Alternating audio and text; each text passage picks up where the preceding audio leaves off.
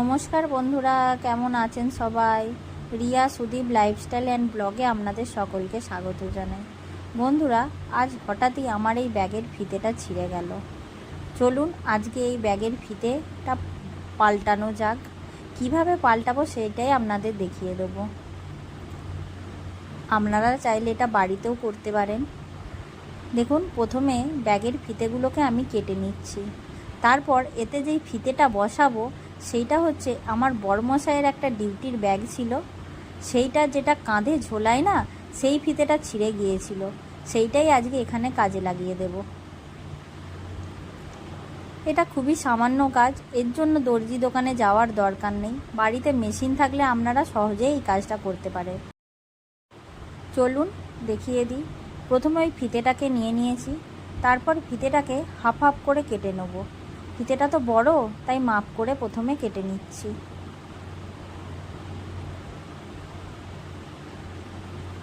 চলুন ফিতেটা কেটে নিই, তারপর আপনাদের দেখিয়ে দেবো কিভাবে এই ব্যাগের ফিতেটা পাল্টাবেন। দেখুন, প্রথমে এইভাবে সেলাই করে নিতে হবে। ব্যাগের ফিতেগুলো যেখানে আটকানো ছিল তার ওপর দিয়েই আমি সেলাই করে নিচ্ছি। দেখুন, একটা ফিতে আমার বসানো হয়ে গেছে, মানে ফিতের একদিকটা আমার বসানো হয়ে গেছে।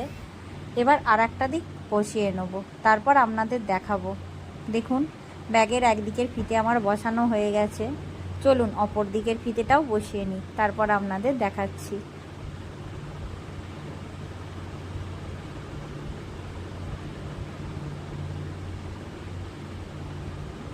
আপনারা বাড়িতে মেশিন কেন, হাতেও এটা সেলাই করতে পারেন।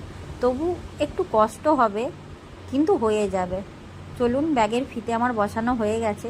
এরপরে ব্যাগের এই ওপরটা একটু দেখতে খারাপ লাগছিল না, ওই জন্য একটু ফিতে বেশি থাকায় এইটাও একটু ডিজাইন করে বসিয়ে নিলাম, দেখতে ভালোই লাগবে ওই জন্য। চলুন পুরোপুরি ব্যাগটা রেডি হোক, তারপর দেখুন কেমন লাগে। অবশ্যই বন্ধুরা কমেন্টে জানাবেন আপনাদের কেমন লাগলো আমার ব্যাগ সেলাইটা। খুবই সহজ কাজ, একটুখানি সময় নিয়ে বসলেই হয়ে যায়।